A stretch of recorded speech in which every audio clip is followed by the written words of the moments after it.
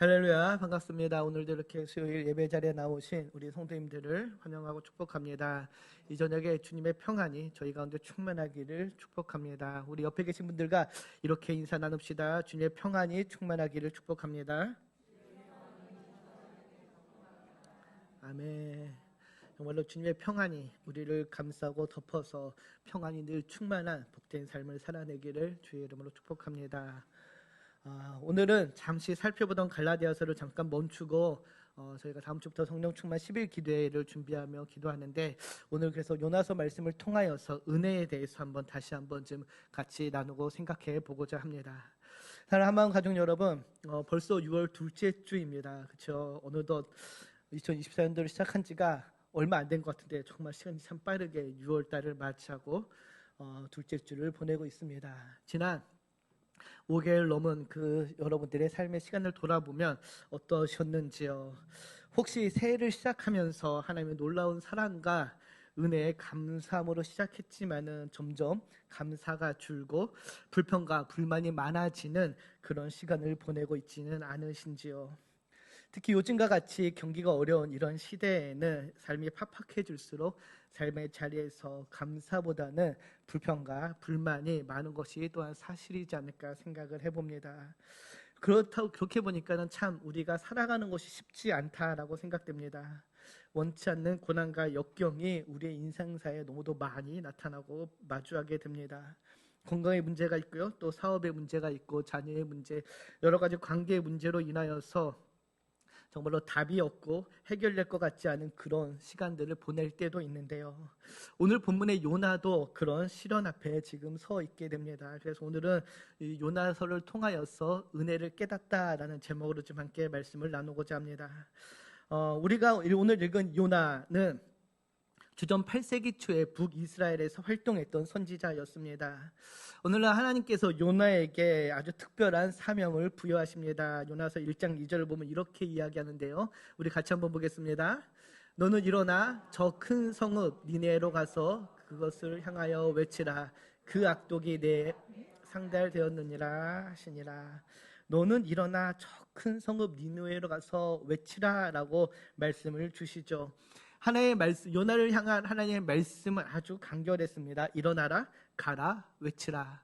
단순한 명령이었죠. 그래서 이 명령을 받은 선지자는 큰 어려움 없이 가서 그 말씀에 순종할 수 있었을 것입니다.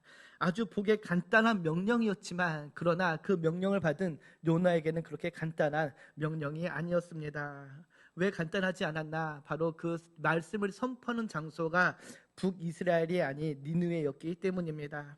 니느웨는 아수르의 수도였습니다. 하나님께서 요나에게 가서 말씀을 전하라고 한 그 니느웨는 그래서 이방 나라였죠. 이방 도시였습니다. 이것이 요나에게 고민을 하게 합니다. 바로 아수르와 북이스라엘의 관계 때문이죠. 아주 좋지 않은 그런 관계입니다. 지금 우리 시대로 따지면은 한국과 일본과 같은 그런, 어떻게 보면 원수 같은 그런 존재가 바로 북이스라엘과 아수르인데요. 그곳을 향하여서 가서 외치라라고 이야기하니 요나에게는 내키지 않은 일이었습니다. 그런 명령을 내리신 하나님, 이방 도시를 향해서 가서 외치라라고 말씀하신 그 하나님의 명령을 이해할 수도 없었고, 생각할수록 가기 싫어졌습니다. 화가 났죠. 그 말씀을 주신 하나님 앞에 원망과 불평이 쌓이기도 했습니다. 그래서 요나는 어떤 선택을 하나요? 우리가 잘 알고 있듯이 도망을 가죠. 1장 3절에 보면은 다음과 같이 이야기하는데요. 같이 읽겠습니다. 그러나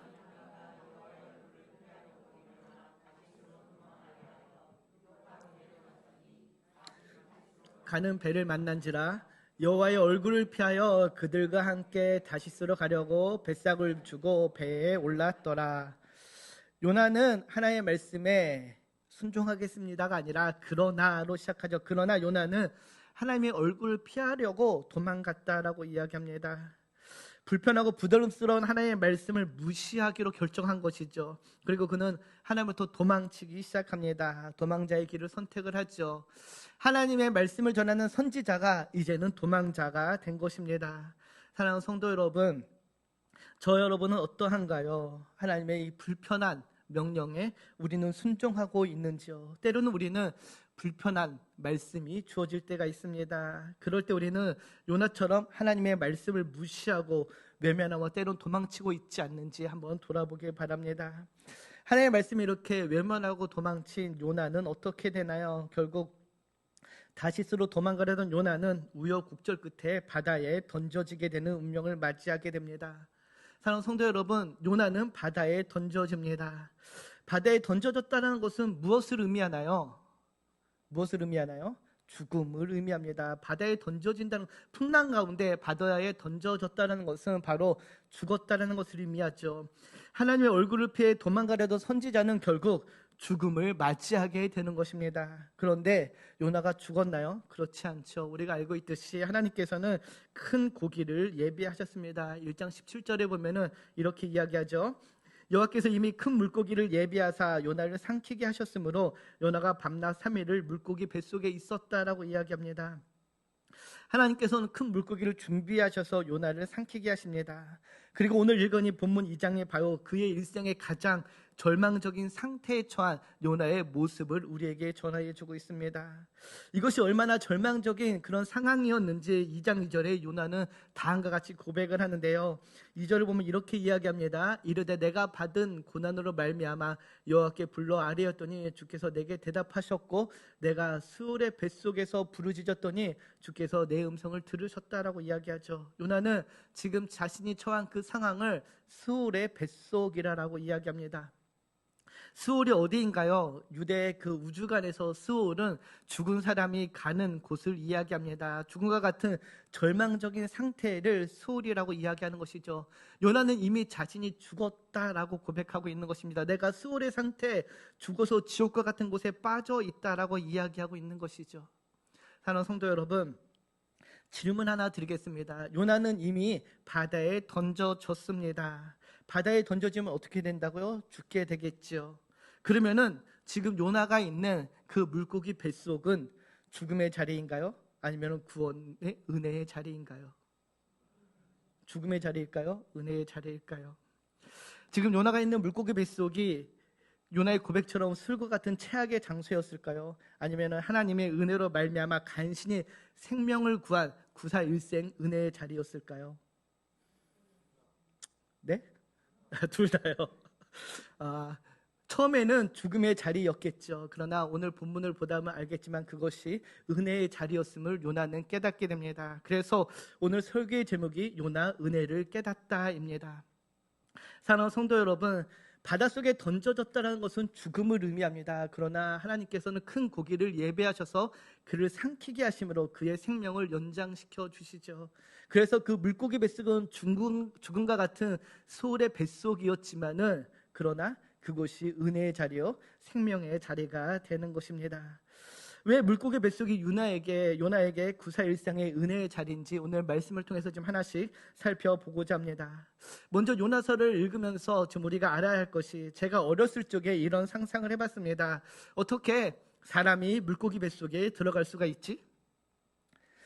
물고기 뱃속에 잡혀 먹었으면 소화가 돼서 없어져야 되는 것이 아닌가? 라는 그런 어렸을 때의 요나서를 들으며 그런 상상을 해봤습니다. 그래서 이런 그림이 생각났습니다. 그림 한번 보여주시죠. 네, 요나가 저렇게 물고기 뱃속에 앉아서 지금 기도하고 있는 그런 그림이죠. 과연 저게 가능할까? 라는 그런 상상을 아주 어렸을 때, 제가 유초등부 다닐 때 해봤던 기억이 있습니다. 그래서 이런 저와 같은 의구심으로 인하여서 많은 사람들이 요나의 이야기를 하나의 신화 또는 허구라고 이야기하는 사람들이 있습니다. 그러나 그렇지 않죠. 열왕기하 14장 25절에 보면 이런 말씀이 있습니다. 끝에 보면 이렇게 이스라엘 하나님 여호와께서 그의 종 가데멜 아미떼의 아들 선지자 요나를 통하여서 말씀을 전하였다라고 이야기합니다. 아미떼의 아들 요나, 바로 오늘 본문에 있는 요나 선지자죠. 이스라엘 역사서에 요나 선지자가 분명히 존재하는 것을 알게 됩니다. 그러니 요나는 실존 인물이었습니다. 그리고 마태복음에 보면은 주님께서 이렇게 이야기하죠. 12장 39절인데 우리 같이 한번 읽겠습니다. 예수께서 대답하여 이르시되 악하고 음란한 세대가 표적을 구하나 선지자 요나의 표적밖에는 보일 표적이 없느니라. 주님께서 표적을 구하는 그 많은 사람들에게 내가 보일 것은 요나의 표적밖에 없다라고 이야기합니다. 예수님의 실제적인 육체의 부활이 요나의 관점으로 바라본다면은 요나의 물고기 사건 역시 실제가 된다라는 것을 알려주고 있는 것이죠. 다른 말로 하면은 요나의 이야기를 부정하면 예수님의 그 부활 역시 부정된다는 것을 의미합니다. 주님께서 이렇게 말씀하셨기 때문에 이 사실이 실제 있었던 사실이라는 것을 우리는 인정하고 받아들이게 됩니다. 사랑하는 성도 여러분, 이렇처럼 요나의 이야기는 실제 일어났던 이야기임을 여러분 믿으시기 바랍니다. 아멘이십니까? 신비나 허구의 이야기가 아니라 주님께서 말씀하신 실제로 있었던 그 이야기죠. 그러면 어떻게 이런 실제적인 사건 속에서 요나가 은혜를 깨닫게 됐는지 한번 살펴보도록 하겠습니다.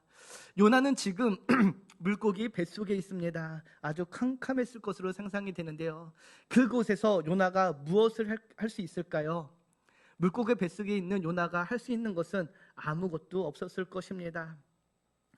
물고기 뱃속에서 아마 요나는 자신이 왜 이런 상황에 처하게 됐는지를 돌아보게 되었을 것이죠. 그리고 자신이 아무것도 할 수 없다는 사실을 절실히 깨달았을 것입니다. 그래서 이 물고기 뱃속이 요나에게 은혜의 자리와 생명의 자리가 되는 것은 그가 그 시간을 통하여서 자신의 한계를 알게 되었기 때문입니다. 같이 한번 읽어봅시다. 나의 한계를 알게 하는 시간이다. 고난, 물고기 뱃속이라는 그 시간은 나의 한계를 알게 하는 시간입니다. 사랑하는 성도 여러분, 물고기 뱃속에 요나는 아마 생각했을 것입니다. 아, 이제는 정말 끝이구나. 내가 물속에 던져진 것을 끝난 줄 알았는데 물고기 뱃속에 잡혀 먹혔네. 여기서 내가 살아나갈 수 있을까? 아니면 나는 소화되어서 없어질까라는 그런 생각을 하면서 아마 그는 자신의 끝이, 인생의 끝이 다다랐음을 직감했을 것입니다. 요나는 그 뱃속 안에서 자신의 무능력함, 아무것도 할 수 없음을 깨닫게 됩니다. 사랑하는 성도 여러분, 우리도 마찬가지가 아닌가 생각합니다. 우리의 인생이, 우리의 삶이 잘 나갈 때 스스로 우리는 모든 것이 다 이루어진 것처럼 생각됩니다. 내 뜻대로, 내 계획대로 살 수 있다고 착각을 하게 되죠. 실제로 말은 그렇게 안 하지만은 정말로 그렇게 살아갑니다. 내 뜻대로 다 되는 인생처럼 살아가죠. 나의 한계를 깨닫지 못하고 사는 것이죠. 그러다가 어려움을 당하거나 실패하게 되면은, 또 큰 문제에 봉착하게 되면은 우리는 내가 얼마나 연약하고 얼마나 무력한 존재인지를 실감하게 됩니다. 그래서 인생의 그 고난이 실현해 주는 유익이 무엇이냐? 바로 나의 한계를 깨닫게 해준다라는 것이죠. 지금 요나가 그러했습니다. 철저하게 혼자 있는 그 시간, 그는 자신의 모습을 객관적으로 바라볼 수 있게 되었습니다. 오늘 본문 2장 5절에 보면 이렇게 이야기하죠. 물이 나를 영혼까지 둘러싸우며 기품이 나를 에워싸고 바다풀이 내 머리를 감쌌나이다. 무엇을 이야기하나요? 온통 물에 에워싸여서 자신이 할 수 있는 것이 아무것도 없는 것이라는 것이죠. 여기를 둘러봐도 저기를 둘러봐도 다 물이라는 것입니다. 이처럼 살아날 소망이 전혀 없는 그런 상황 속에 자신이 있다라는 것이죠. 이처럼 요나는 그 물고기 뱃속에서 자신이 철저하게 혼자라는 사실을 깨닫게 됩니다.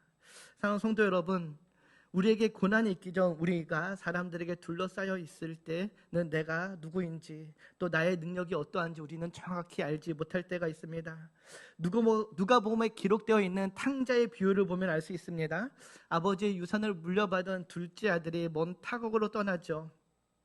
그가 돈이 있을 때 그는 사람들 사이에 둘러싸여 있었습니다. 그러나 그가 아무것도 없는 빈털터리가 되자 그를 도와주는 사람이 단 한 명도 없었습니다. 그때 그 아들은 내가 누구인지를, 어떤 존재인지를 정확하게 깨닫게 됩니다. 돈이 떨어지자 아무도 도와주지 않는, 아무것도 할 수 없는 연약한 존재라는 사실을 깨닫게 되죠. 이처럼 우리가 고난 가운데 처하게 되면은 우리는 우리의 민낯을 보게 됩니다. 어떤 모습인가요? 바로 하나님의 도움 없이는 살 수 없는 존재라는 사실이죠. 둘째 아들 탕자가 기억해낸 것이 무엇입니까? 아버지의 품입니다. 아버지한테 돌아가면은 내가 그나마 살 수 있겠지라고 생각하는, 우리는 이처럼 하나님의 도움 없이, 아버지의 도움 없이는 살 수 없는 모습이 바로 우리의 실제 모습입니다. 그런데 그런 실제 모습을 우리는 고난이 오기 전에는 알지 못한다라는 것이죠. 미련하게도 어려움 오기 전까지는 그 모습을 보지 못하고 매 순간 하나님의 도움 없이 살아갈 수 있는 존재라고 생각하는 어리석음을 갖게 됩니다. 그러나 어려움이 처하게 되면 오늘 본문의 요나처럼 하나님 도움 없이는 살아갈 수 없는 존재라는 사실을 인정하게 되죠. 그렇게 우리가 내 자신을 바라보고 내 한계를 깨닫게 되면은 그 다음 비로소 다음 길이 열리게 됩니다. 오늘 본문 2절에 이렇게 이야기하죠. 우리 같이 한번 2절을 보겠습니다. 이르되 내가 받는 고난으로 말미암아 주께서 내게 대답하셨고 내가 수월의 뱃속에서 부르짖었더니 주께서 내 음성을 들으셨나이다. 아멘. 고난에 처하자 요나는 다시 하나님을 찾게 됩니다. 고난이란 시간은 우리로 하여금 하나님을 찾게 하는 시간이 됩니다. 우리 같이 읽겠습니다. 하나님을 찾게 하는 시간이다. 요나는 지금 자신이 피해 달아난 그 하나님을 찾습니다. 인생의 고난, 역경 속에 우리가 속된 말로 인생의 바닥이라는 그 바닥을 치게 되면은 우리는 그 누구도 예외 없이 하나님을 찾게 됩니다. 요나는 바저에 빠져 들어간 후부터 하나님의 얼굴을 피해 도망하던 선지자가 아니라 다시 하나님께 기도하는 선지자로 바뀌게 되지요. 사랑하는 성도 여러분, 정말 안타깝지만 많은 그리스도인들이 어려움이 있기 전에는, 어려움이 없을 때에는, 아무런 문제가 없을 때에는 잘 기도하지 않습니다. 하나님을 찾지 않습니다. 기도의 필요성을 느끼지 못하는 것이죠. 기도하지 않아도 아쉬운 게 별로 없기 때문에, 기도하지 않아도 모든 일이 잘 풀리기 때문에 하나님을 찾지 않습니다. 기도한다고 해도 건성으로 하거나 형식적으로 할 경우가 대부분입니다. 우리 교회 성도님들이 그렇다는 것이 아니라 대부분의 그리스도인들이 그렇다라는 것이죠. 하지만은 우리가 인생의 바닥을 치게 되면, 때로는 정말로 어려운 문제를 마주하게 되면은 간절히 하나님을 찾게 됩니다. 왜냐하면 기도할 수밖에 없는 그런 상황으로 우리가 몰리기 때문인데요. 이것은 비단 그리스도인뿐만 아니라 세상의 대부분의 사람들이 고난을 마주하게 되면, 인생의 저점 바닥을 치게 되면은 도움을 바라며 기도합니다. 그것이 대상이 다를 뿐이시죠. 여호와 하나님이든 부처이든 또 다른 신이든 간절한 도움을 구하는 기도를 하게 됩니다. 이처럼 인생의 고난은 우리로 하여금 기도의 자료로 이끌게 되는데요. 그러나 성도 여러분, 인생의 고난이 있을 때만 기도하는 것이 아니라 우리가 정말로 그리스도인답게 살려면은, 정말 하나님이 주시는 은혜를 온전히 누리면서 살려고 한다면은 우리는 기도해야 됩니다. 그분을 만나고 그분과 교제하는 것이죠. 다른 방법이 없습니다. 소율의 문답을 보면은 하나님께서 우리에게 주시는 은혜의 방편을 알려주는데요. 그 은혜의 방편 3가지를 알려줍니다. 첫 번째가 말씀이고요, 두 번째가 성례이고, 세 번째가 기도입니다. 은혜의 방편이라는 것은 우리가 하나님으로부터 은혜를 받는 길을 이야기하죠. 우리는 하나님의 말씀을 읽으며 하나님이 주시는 그 은혜를 받게 됩니다. 또 성례, 성찬을 통하여서 하나님이 주시는 은혜를 경험하게 되죠. 그리고 마지막 세 번째, 기도를 통하여서 우리는 하나님이 주시는 은혜를 경험하게 됩니다. 그렇기 때문에 우리는 기도하며 살아가야 되는 존재라는 것이죠. 기도밖에 할 수 있는 것이 없다라는 것입니다. 사랑하는 성도 여러분, 혹시 어렵고 힘든 시간을 지금 보내고 계십니까? 말로 우리가 할 수 없는 고난 가운데 있으십니까? 다른 사람들에게 이야기할 수 없는 고난이나 어려움으로 인해 힘들어하고 계십니까? 또는 내가 주님께 부르짖어도 주님께서 나의 기도를 안 들으시는 것 같은 그런 외면 속에 계십니까? 그럴 때 우리는 더욱더 간절히 주님을 찾아야 될 줄 믿습니다. 힘든 시간을 그냥 보내지 말고 기도하는 기회로 삼는, 그래서 온전히 하나님의 은혜를 구하는 저와 여러분이 되기를 주님의 이름으로 축복합니다. 요나가 그랬습니다. 수월의 뱃속, 고래가 아니죠, 물고기 뱃속에 들어가자 그는 하나님을 찾게 되었습니다. 그가 이렇게 하나님을 찾을 수밖에 없었던 이유 무엇일까요? 바로 하나님의 주권을 깨닫게 된 것이죠. 고난은 그래서 우리로 하여금 하나님의 주권을 인정하게 합니다. 한번 같이 읽겠습니다. 하나님의 주권을 인정하게 하는 시간이다. 그렇습니다. 고난은 우리로 하여금 하나님의 그 주권을 인정하게 합니다. 오늘 본문 3장을 보면 다음과 같이 고백하죠. 요나서 2장 3절입니다. 주께서 나를 깊은 속 바다 가운데 던지셨으므로 큰 물이 나를 둘렀고 주의 파도와 큰 물결이 다 내 위에 넘쳤나이다. 요나는 자신이 처한 상황, 이 고난 역시 주께로부터 왔음을 인정하고 고백합니다. 주께서 나를 깊은 속 바다 가운데 던지셨다라고 고백을 하고 있는 것이죠. 하나님의 눈을 피해 다시스로 도망가던 요나, 그는 자신이 하나님의 시선을 피해 도망갈 수 있을 것이라고 생각을 했습니다. 그리고 다시스로 향하는 배에 올라타죠. 그 순간 요나는 하나님께서 이 땅을 지금도 다스리고 계신다라는 그 사실을 잊었던 것입니다. 무수보제 하나님을 피해 숨을 수 있겠다라고 생각하는 것이죠. 그러나 하나님의 시선을 피해 달아나 숨을 수 있는 사람이 누가 있겠습니까? 요나는 그 사실을 깨닫게 된 것입니다. 그래서 지금 자신이 처한 이 상황이 하나님께로부터 온 것임을 깨닫고 고백하게 된 것이죠. 요나에게 변화가 생긴 것입니다. 바다에 던져지고 물고기 뱃속에 있게 된 지금 그는 하나님의 절대 주권을 인정하게 되었던 것이죠. 사랑하는 성도 여러분, 하나님의 주권을 인정한다는 이것이 굉장히 중요합니다. 우리가 살아가는 우리의 삶의 자리에서 하나님의 주권을 인정하는 것이 매우 중요합니다. 왜냐? 하나님께서 우리가 하나님의 주권을 인정한다라면은 지금 벌어지는 이 모든 상황이 다 하나님의 선한 계획 가운데 있다라는 것을 믿는 믿음의 고백이 되기 때문입니다. 많은 사람들이 그러나 하나님의 주권을 인정한다고 말하지만은 위기 상황 가운데 하나님의 주권을 인정하지 않습니다. 하나님을 찾고 기도하지만 안타깝게도 대부분의 사람들은 지금 이 상황이 하나님께서 우리에게 주신 것이라는 사실을 인정하고 받아들이려고 하지 않습니다. 하나님은 지금도 여전히 이 땅을 다스리고 계신다는 사실을 믿지 못하기 때문이시죠. 지금 벌어진 이 상황은 그저 우연히 발생한 사건이라고 생각하는 사람들이 많이 있습니다. 그러나 여러분, 기억해야 되는 것은 하나님께서는 지금도 여전히 그분의 신비와 섭리로 이 땅을 다스리고 계시는 창조주 하나님이십니다. 이 사실을 믿으시는 저와 여러분에게는 축복합니다. 이렇게 우리가 하나님의 절대 주권을 인정하게 되면은 지금 처한 상황 속에서도 감사할 수 있는 사람이 됩니다. 오늘 본문 9절을 보면 이렇게 고백을 하죠. 나는 감사하는 목소리로 주께 제사를 드리며 나의 소원을 주께 갚겠나이다. 구원은 여호와께 속하였나이다. 라고 감사의 고백을 하게 됩니다. 사랑하는 성도 여러분, 오늘 읽은 이 9절의 말씀처럼 이 고난이란 시간은 우리로 하여금 우리의 삶의 감사를 회복시키는 시간이 된다는 사실을 기억하시기 바랍니다.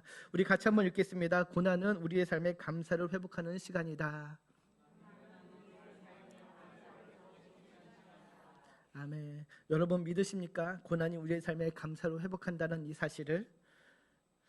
지금 요나의 상황을 한번 생각해 보시기 바랍니다. 비록 익사하는 것, 물에 빠져 죽는 것은 면했지만은 그의 환경은 최악이었습니다. 물고기 뱃속에 있습니다. 이 뱃속에서 살아날지 말지 그는 가늠할 수가 없었습니다. 물고기 뱃속이 어떤 공간인지 우리는 전혀 상상할 수가 없습니다. 상상력을 발휘해 보려고 해도 솔직히 잘 상상이 안 되는 것이 물고기 뱃속일 것입니다. 아마 끈적이고 역겨운 냄새가 났을 거고 축축하고 어두운 공간이었을 것인데요. 그런 곳에서 3일 밤낮을 잊게 됩니다. 그에게 어떤 소망이 있었습니까? 그런 소망조차 없는 그곳에서 요나는 오늘 본문 9절을 보면은 나는 감사의 목소리를 주께 제사를 드린다라고 고백을 하지요. 이런 상황에서 요나는 감사하고 있습니다. 왜 그는 감사하게 됐을까요? 그는 지금까지 베푸신 하나님의 은혜를 깨달았기 때문입니다. 비록 하나님을 떠나서 도망갔지만 하나님의 말씀에 불순종했지만 그런 자신을 포기하지 않으시고 붙드시는 물고기를 예배해서 그를 삼키신 그는 하나님의 은혜를 그는 깨달았기 때문입니다. 다시 기회를 주시면 하나님을 예배하며 섬기겠다는 삶으로 그래서 고백을 하고 있는 것이죠. 사랑하는 성도 여러분, 이처럼 우리도 우리의 삶에서 때로는 그 감사를 놓치고 살 때가 너무도 많이 있습니다. 우리가 많은 것을 가지고 있으면서도 잘 감사하지 않는 것, 그것이 감사인지 모르기 때문이죠. 너무도 당연한 것을 여기기 때문에 우리는 감사가 우리의 삶에 줄어드는 것이 사실입니다. 우리가 잘하고 있는 은혜라는 찬양이 있습니다. 그 찬양의 가사에서 말하듯이 당연한 모든 것이 하나님의 은혜라는 그 고백이 있습니다. 우리의 삶에 당연한 것은 단 하나도 없다라는 사실이죠. 우리가 당연하게 생각했던 그 모든 것들이 다 주님이 주신 은혜라는 것입니다. 그런데 우리는 이것을 너무도 당연하게 생각합니다. 요나서 4장을 보면은 박넝쿨 이야기가 있습니다. 요나가 하나님의 말씀을 선포하자 니느웨가 회개하고 돌아서죠. 그러자 요나는 성내고 싫어합니다. 왜? 하나님께서 내신 니느웨를 심판하시기를 기대했지만은 그들의 회개하고 돌이켰기 때문이죠. 그리고 그는 성 밖을 나와서 하나님께서 정말로 요나를 심판하신지 안 하는지 지켜보고자 합니다. 그때 하나님께서 요나를 위해서 박넝쿨을 준비하시죠. 그러자 요나는 기뻐합니다. 그런데 박넝쿨이 하루 만에 사라지자 그는 성내고 불평하게 되는데요. 4장 9절을 보면 이렇게 이야기합니다. 우리 같이 한번 요나서 4장 9절을 읽겠습니다. 하나님이 요나에게 이르시되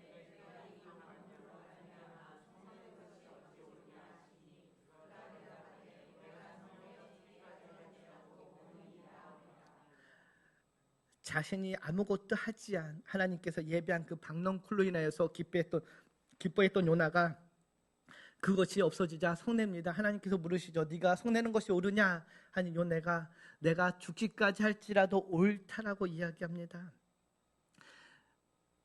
너무도 당연하게 생각했던 것이죠. 그 박넝쿨이 있는 것이 당연한데 그것이 하나님의 은혜였는데 그 은혜가 사라지자 그는 불평과 불만과 성을 내기 시작한 것입니다. 사랑하는 성도 여러분, 하나님이 당연히 나를 사랑해야 되는 것처럼 또 당연히 하나님께서 나에게 은혜를 베풀어야 생각하는 그 순간 우리는 은혜를 잊게 됩니다. 그래서 은혜가 익숙하게 되면은 은혜가 더 이상 은혜가 되지 않는 것이죠. 은혜가 감사가 되지 않습니다. 오히려 그것이 없어지면은 방금 읽은 요나서 말씀처럼 성내고 불평하고 불만하게 되는 것이 우리의 모습입니다. 은혜로 주어진 것이기에 원래 내 것이 아니었음에도 불구하고 그것이 사라지며 불평과 불만을 쏟아내는 것이 우리의 모습인 것이죠. 사랑하는 성도 여러분, 그러나 여러분 기억하시기 바랍니다. 당연한 것은 단 하나도 없습니다. 우리가 이 세상을 살아가면서 누리는 그 모든 것은 다 하나님의 은혜라는 사실을 기억하기 바랍니다. 이것이 정말로 은혜라는 사실을 깨닫게 된다라면은 우리는 항상 감사하는 삶을 살아가게 될 줄 믿습니다. 사랑하는 성도 여러분, 인생의 고난을 맞이한다는 것, 그래서 인생의 바닥을 경험한다는 것은 결코 즐겁고 유쾌한 일은 아닙니다. 누구나 다 피하고 싶은 것이 사실입니다. 그러나 그 인생의 바닥이라는 것이 결코 나쁜 것이 아니라는 사실을 여러분 기억하시기 바랍니다. 고통과 고난이요 아픔과 상처의 시간이지만 그 시간이 우리에게 은혜의 시간이 됨을 여러분 믿으시기 바랍니다. 오늘 살펴봤던 것처럼 그 시간은 나를 알게 하는 시간이요 내가 하나님을 찾게 하는 시간이며 또 하나님의 은혜를 구하는 시간이며 하나님께 감사가 회복되는 시간이 됨을 여러분 믿으시기 바랍니다. 요나의 그 수월의 뱃속이 바로 그런 시간이었습니다. 요나는 그 수월의 뱃속에서 감사가 회복되었고 사명자로서의 그 사명이 회복되는 시간을 갖게 됩니다. 시편 119편 71절을 보면 이런 말씀이 있습니다. 우리 같이 한번 읽겠습니다. 고난당한 것이 내게 유익이라 이로 말미암아 내가 주의 율례들을 배우게 되었나이다.